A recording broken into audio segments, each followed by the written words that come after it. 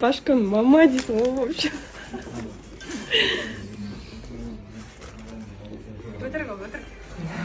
Түсімді қойсай. В общем, бүгінгі күн секаның күні, короче. Теперь ауыз ашарға келдік. Тамақ ішеміз. Бүгін шампанский ішпейміз, бүгін ауыз ашамыз. Бүгін қымыз. Екі құдағи. Нәзі. Аман болыңыздар. В общем, сондай. Сека сразу өзгеріп кеткен. Мына қыздар жүрсін қара мәзі өмірлеріне. Қалайсыңдар?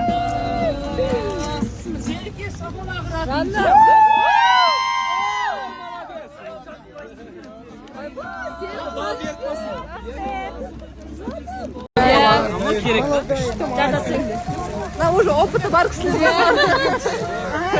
Опыт жоқтар күлмен келеді. Ақшаның торлары дейді. Менде де гүл бар. Мишкалар мен бар.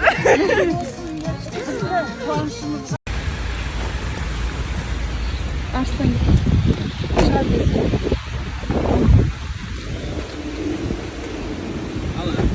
реакцияны күтіп отырмын.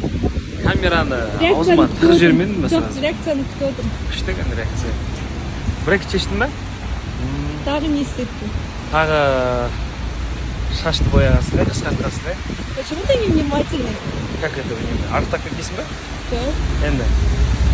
Көрсей тұрса бетіме. Не болған ей, родной? Бетің болғанда не болған сен бетің? Бетіме өзгеріс жасатқам ғой. Қай жеріне? Көрінбей тұр ма не? Иә. Вообще көрінбей тұр ма не? Көрініп тұр. Көзіңді сәл көгерткенсің ба, или қалай? Ужас! Ерін жасатқам, есалам. Ердің бұрыннан ондай емес пе еді негізі? Қалай байқаламай тұр? Вообще. Мен сен реакция үшін бүгін сториске шыққан жоқпын негізі. Ассалаумағалейкум, баршаларыңызға қайырлы күн. Бүгін Шымкенттің ауа райы ойбай, илахи барам болып тұр, короче. Аңғардыңыз. Наурыз. Мейрам болып жатыр, короче, әдем мейрам болып жатыр бізде. Алланың қалауымен. Алланың нұры жауып жатыр, короче. Баршаңызға сәлем достар, қалайсыздар? Наурыз мейрамы құтты болсын. Көбісінің историясынан қарасам, наурыз тойлап, далада қазақи шапандармен, көйлектермен жүр.